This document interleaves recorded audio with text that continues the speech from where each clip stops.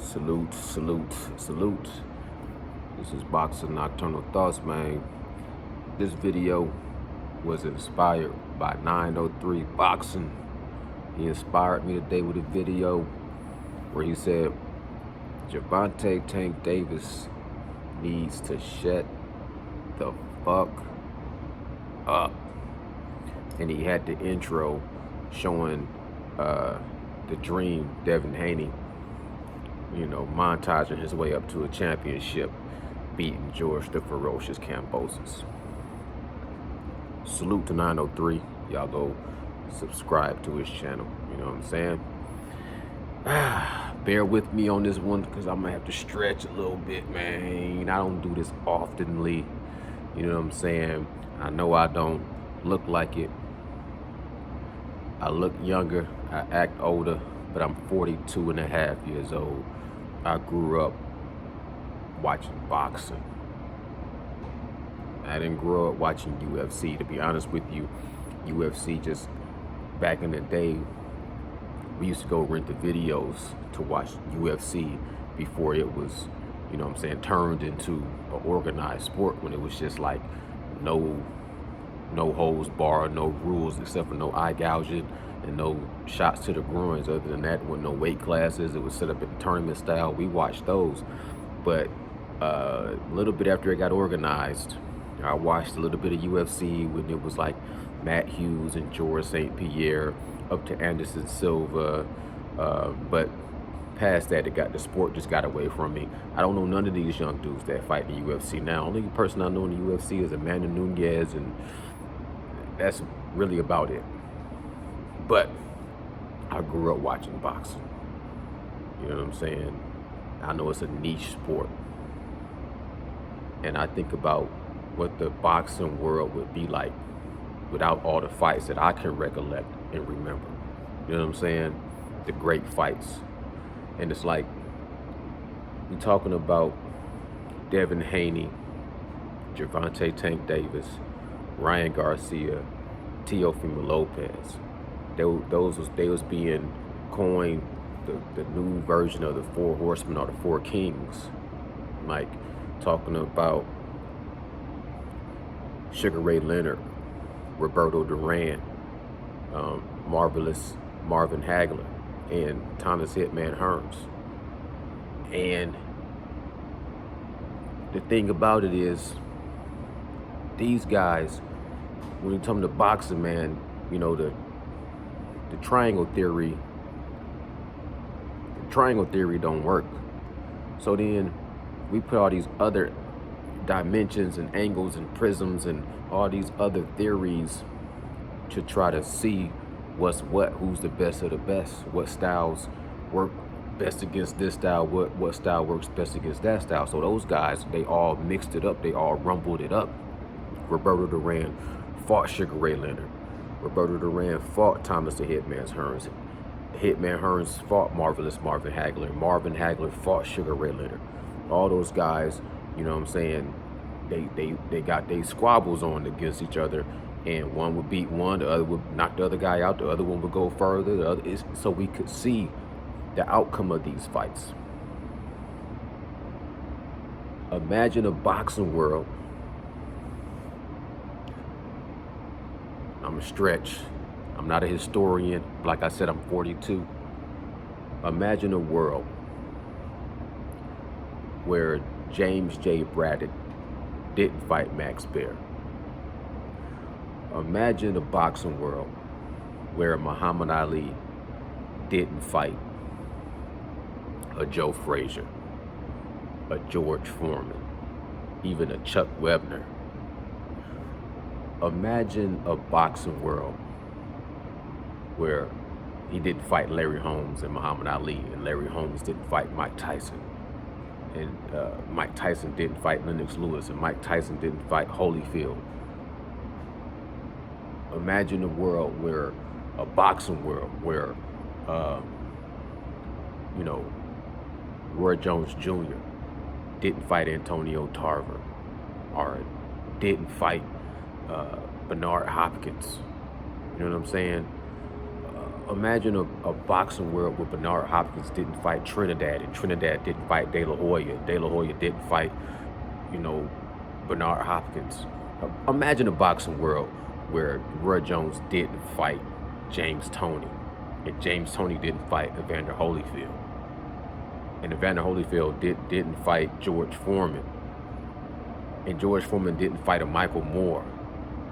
You know what I'm saying? Just imagine a boxing world where Floyd Money Mayweather didn't fight Arturo Gatti, and Arturo Gatti didn't fight Andre Ward, or Arturo Gatti, or imagine a boxing world where Floyd Money Mayweather didn't fight Diego Corrales, and Diego Corrales didn't fight Acosta Zoo, and Costa Zoo didn't fight Zab Judah, and Zab Judah didn't fight Floyd Money Mayweather. Or even imagine a boxing world where Floyd Money Mayweather didn't fight even Manny Pacquiao. And then Manny Pacquiao, I could not imagine a boxing world where I didn't see Manny Pacquiao fight Miguel Cotto. I can't even imagine it. What the fuck would boxing be if I didn't see Manny Pacquiao fight against Miguel Cotto, Oscar De La Hoya, Ricky Hatton, Manuel Marquez? If I didn't see Floyd Money Mayweather fight Marquez, boxing wouldn't be boxing. If I didn't see all the fights between Marquez versus Manny Pacquiao, especially the last one, boxing to me wouldn't be shit. So what I'm saying is, and I know y'all follow what I'm saying is, you got these guys, Gervonta Tank Davis,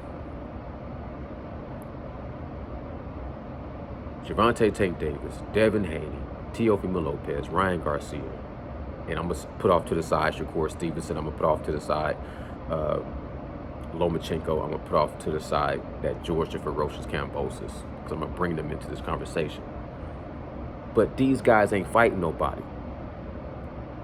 Except for, and I'm going to say who has established themselves, who did play chess, not checkers, and they cornered their king and checkmated their king, is Devin Haney. Right now, I will put him on, as far as boxing, he has elevated his game to the king level, because he literally played chess and chased this man across chased him back to his hometown, you know what I'm saying, in his own backyard, and checkmated him and outboxed him, got a decision with the least amount of tools as possible. His dad couldn't come see him.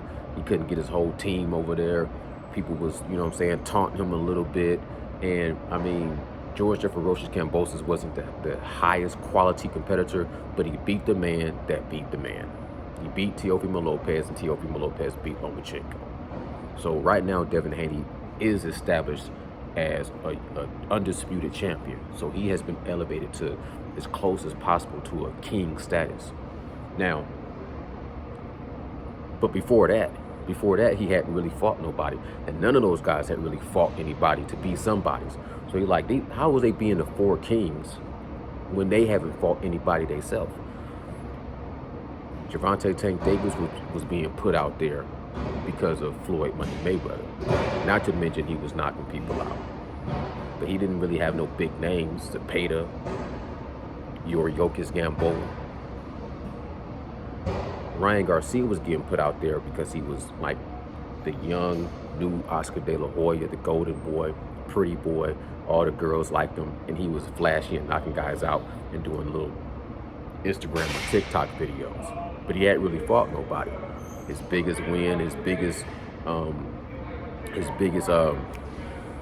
I want to say, claim to fame right now in the boxing game is getting dropped by Luke Campbell and getting back up. You know what I'm saying? You're knocking this guy out like he was supposed to do. Teofimo Lopez had established himself. Big step forward. He knocked out Richard Coleman. Then he outboxed the Matrix, Teofimo Lopez. And Teofimo Lopez outboxed and dominated Vasily Lomachenko.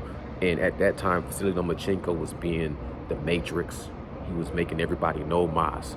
Nicholas Walters, the Axeman. Rigondeaux, no Masdom. You know what I'm saying? He knocked out Jorge Linares. He knocked out Luke Campbell. He was dominating. He beat Gary Russell Jr. with no excuses. He lost his first fight against Salita, but he came back and he beat Gary Russell Jr. Then he beat Nicholas Walters. Then he beat, you know what I'm saying, Gilmore Rigondeaux, not in this order. Then he beat Jorge Linares. Then he beat Luke Campbell. Then he ran into, you know what I'm saying, Teofimo Lopez. And he kind of dodged around the franchise, dodged around the Devin Haney fight, you know, right? But when Teofimo Lopez when he beat him and defeated him, and he kind of pretty much dominated the first 7.5 rounds. Excuse the noise. He dominated the first 7.5 rounds. It went to his head. He turned around, you know, caught a touchdown. The next play, he fumbled the ball against George Kambosos. So now he's going up to 140. Really what I want to say, okay, Gervonta Tank Davis, right now, just to say what inspired me from 903 is, look, man, you fought Zepeda and Yuriorkis Gamboa, a little tough, sketchy fight with Isaac Cruz. You knocked out Mario Barrios and you knocked out, you know, Rolly Romero. But we want to see you fight a Devin Haney. You went to 140 to fight Mario Barrios. I wanted to see you fight a Regis Progress or Josh Taylor. Okay, you go back, you fight Isaac Cruz as a replacement fight for Rolly Romero. Then you turn back around to fight Rolly Romero. It's cool because he had a big mouth and you knocked him out in a dramatic fashion. It was great to see it. I love to see that dude Bullet eat his words, and Rolly Romero was doing all the trash talking, so he had to be humble, eat his humble pie. But now you talking about you want to fight Devin Haney. Now it's crickets. And you want to fight Ryan Garcia. Now it's back to crickets. Now I hear you might fight Isaac Cruz. I'm not going to just totally put shade on that, but I'm not going to. You still at the same time, it's like, yeah, you got your tattoos and your drip and you're knocking people out. And, you know what I'm saying, you coming out. You know, you came out and said you was leaving, you know what I'm saying, the Mayweather Promotions. You was going to become your own man. You growing up and mature and you want to handle your own business. Boom, saluted that. You take a little step back and you re-sign, but now it look like you're going to be right back on this whole, I just want to fight in-house. It's all about the bag. It's all about the fame. It's all about, you know what I'm saying, being a pay-per-view star. And if you're talking like that as a boxer, there's just no way for me to ever compare you to the greats and the legends. Like right now, we can't get none of these guys to fight each other. I'm still crossing my fingers, not holding my breath. Errol Spence versus Terrence Bud Crawford is going to happen at the end of this year. If it don't, I'm done with that fight. 100% done with that fight. But you did, and if it don't happen, that means we couldn't get the biggest fight, Errol Spence versus Terrence Bud Crawford. Like right now, we can't get Virgil Ortiz versus Boots. So we can't get Gervonta Tank Davis versus Ryan Garcia, or Ryan Garcia versus Devin Haney. Devin Haney against Teofimo Lopez.